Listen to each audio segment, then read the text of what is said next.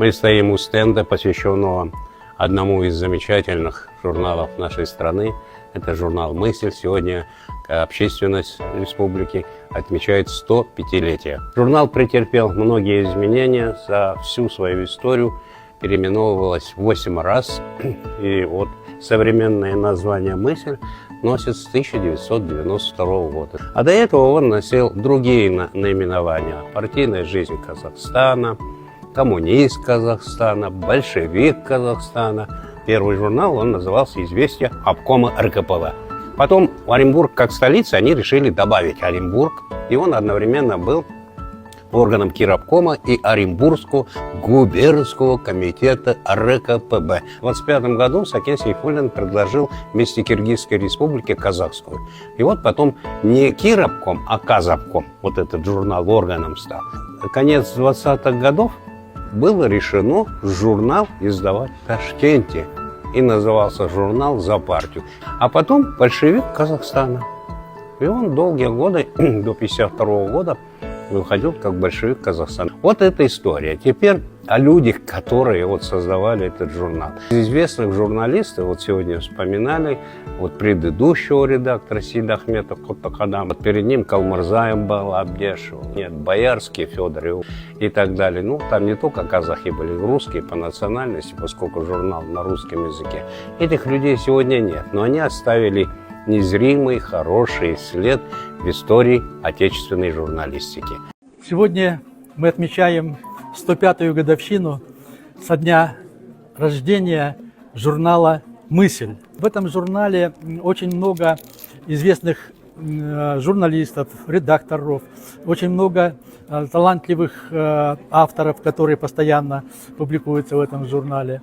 И я вот сегодня, представляя Международный центр сближения культур под эгидой ЮНЕСКО, очень благодарен коллективу этого журнала за то, какой вклад он вносит именно в пропаганду развития культуры, международных связей, дружбы народов.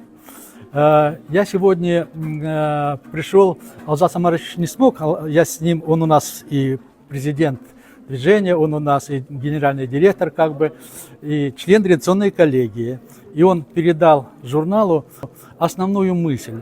Я ее сегодня зачитаю. Журнал, который призывает людей думать, читать, самое главное, особенно к молодежи, которая сегодня практически не читает, к сожалению.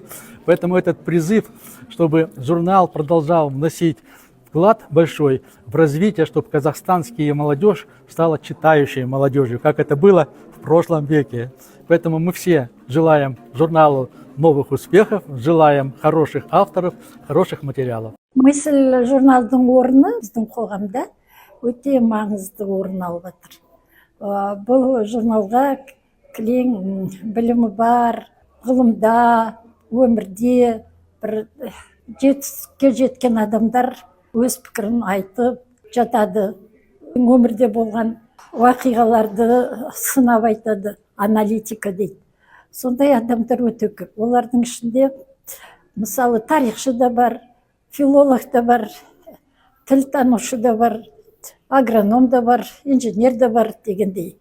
Соған қарағанда осы журналдың авторлары осы біздің Қазақстанның сондай белгілі интеллектуалдар дейміз. Бізге ұнайтыны осы журналдың саясаты. Еркін, өзің пікіріңді айтып, болып жатқан уақиғаларға сондай ой пікірлермен бөліседі авторлар. Журналдың редакциясы өте күшті, сондай өздерінің саясатын мықты ұстайды.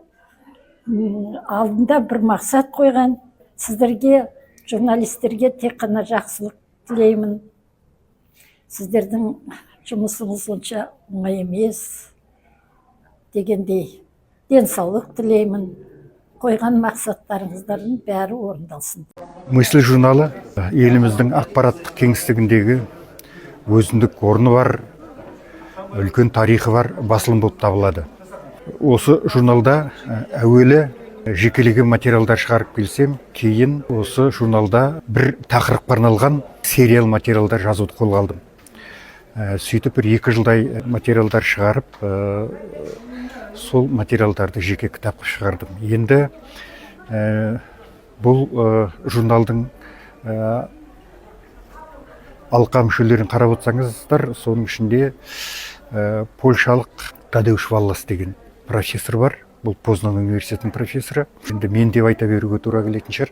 Марқұм Жұмабек Кенжалиннің осы қазақ газеттерін басқарған кезінде Еуропада осы қазақ газеттерінің тілшілік қосынын ашып, мен сол Еуропа елдерінің экономикасы, тарихы, мәдениеті жөнінде материалдар жазып тұрдым. Және осы польшалық журналистерді, шетелдік журналистерді осы журналға тарттым және олармен кездесулер өткізіп отырдым. Ол кездесулер 2010 жылы өтті, ұмытпасам, сол 2016 мекен, сол жылы өтті. Менің бір ұсынысым осы үрдісті жалғастыру керек. Қазіргі таңда шетелде ақпараттық жаңағы тілшілер қосын ұстау қиындау, бірақ дегенмен сол шетелдердегі журналистерді ынтымақтаса отырып, соны іске тарту. Бұл қолдан келетін шаруа ғой деп ойлаймын.